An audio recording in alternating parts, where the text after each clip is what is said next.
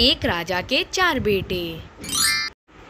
एक समय की बात है, एक बहुत ही बुद्धिमान राजा रहा करता था जिसके 4 बेटे थे।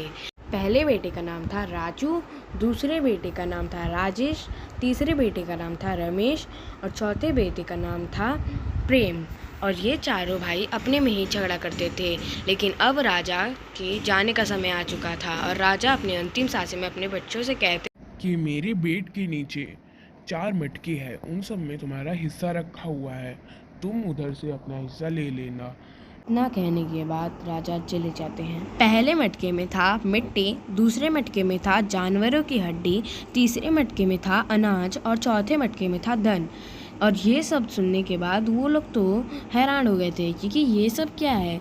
तो ये लोग ये समझ नहीं पा रहे थे, तो इसलिए वो लोग अपने पड़ोस के राजा के पास गए जो कि बहुत ही बुद्धिमान थे। वहाँ पे उन्होंने राजा को सारी घटना बताई।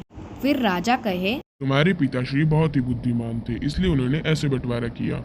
जिस जिस भी मटके में मिट्टी था, उस भाई के नाम पे राजमहल के जितने भी जमीन थे वो सब उसके नाम है। जिस भाई के मटके में जानवरों की हड्डी थी, उसके नाम पूरे के पूरे राजमहल के जानवर है। और जिस भाई के मटके में धन है, उसके नाम पूरे के पूरे राजमहल का धन है। और जिस भाई के मटके में अनाज है, उस भाई के नाम पूरे के पूरे राजमहल का अनाज है। सुनने के बाद रमेश उठ पड़ता है और कहता है, लेकिन पिताश्री ने 4 मटके के साथ साथ 2 सोने की बिस्किट भी रखी थी, तो उसका क्या करें हम, ये भी बता दीजिए महाराज जी। महाराज बोलते हैं, तुम्हारे पिताश्री को पता था कि तुम लोग मेरे पास आओगे, इसलिए उन्होंने 2 सोने की बिस्किट मेरे को दी थी।